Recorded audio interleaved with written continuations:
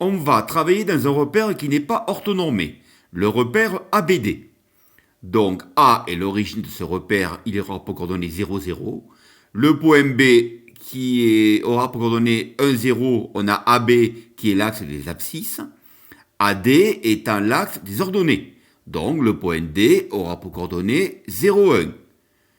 Le point E aura pour coordonnées 2, 0. Et le point F se trouvant sur l'axe des ordonnées aura pour coordonnées 0, 2. On va ensuite calculer le coordonnées du point O, qui est le milieu du segment BD. Pour cela, on a une formule. XO égale XB plus XD divisé par 2. On trouve 0,5, pareil pour YO. Troisième question. On cherche les coordonnées du point C, sachant que ABCD est un parallélogramme. Or, si c'est un parallélogramme, on sait que le vecteur AB va être égal au vecteur DC. Or, deux vecteurs égaux ont les mêmes coordonnées. On se retrouve donc avec XC moins XD égale XB moins XA et YC moins YD égale YB moins YA. On remplace donc les trois points A, B, D par leurs coordonnées et on obtient les deux petites équations XC moins 0 égale 1, YC moins 1 égale 0.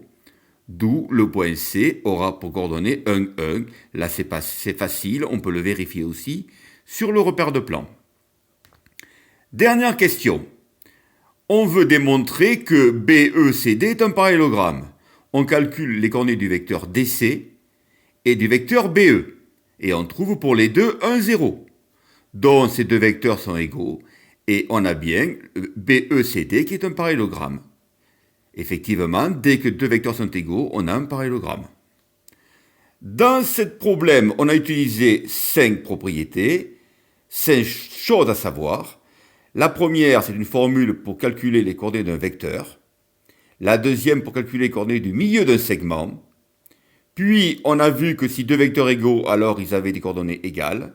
Et pour finir, on a vu deux propriétés sur les parallélogrammes. La première, si deux vecteurs sont égaux, alors on a un parallélogramme. La deuxième, si on a un parallélogramme, alors les deux vecteurs sont égaux. Ces cours sont à tout prix à savoir pour entrer en première.